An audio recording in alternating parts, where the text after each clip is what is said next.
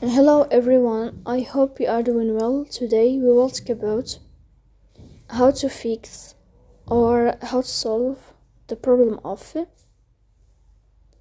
took too much space on the application of Strava.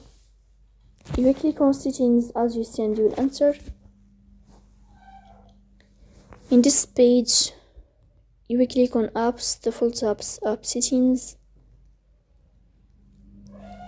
Here you will search about Strava and you will click. In this page of app info you will click on first stop and you will click OK. Here you will enter to the window of storage. You will click on clear cache here on this page.